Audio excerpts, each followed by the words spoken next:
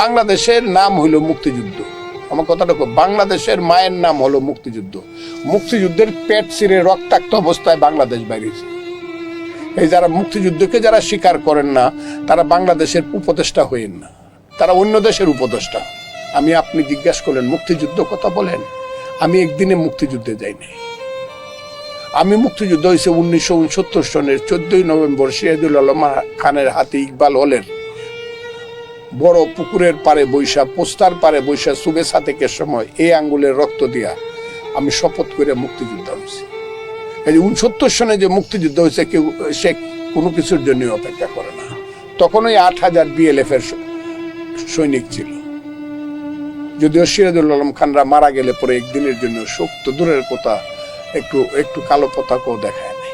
যা হোক, সেটা ভিন্ন কথা। সেই মুক্তিযুদ্ধে আমি গেছি। কখন গেছি? আমি 64 সনে SSC পাস করছি। আমি চ্যালেঞ্জ করলাম, অ্যাক্টিভ পলিটিশিয়ানদের মধ্যে 2-3 জন জীবিত আছে, কেউ জেলে, কেউ মরার পথে, কিন্তু আমি একমাত্র পলিটিশিয়ান যে 60 বছর যাবৎ পলিটিক্স করি, অ্যাক্টিভ পলিটিক্স, এবং সব দেখছি বাংলার, এবং মূল স্রোতে ছিলাম।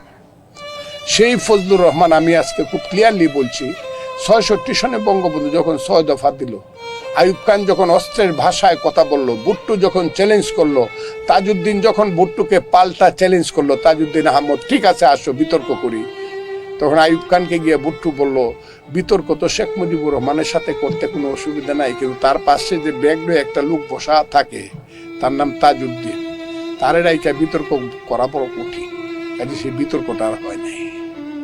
ভুট্টো পিছায় গেল, তাজউদ্দিনের সাথে বিতর্কে আসলো না।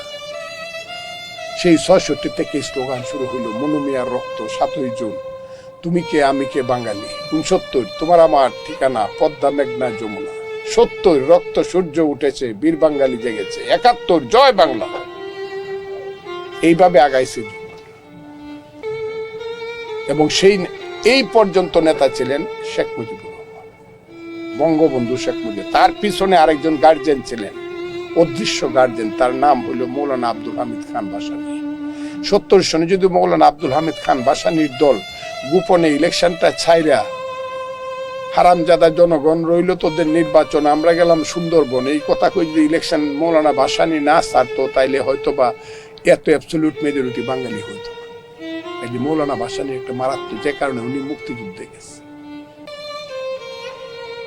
সেই মুক্তিযুদ্ধ আমি গেছি এপ্রিল মাসে, জুন মাসে প্রথম যুদ্ধ করছি তামাবিল জাফলংয়ে, তারপরে ভিতরে অনেক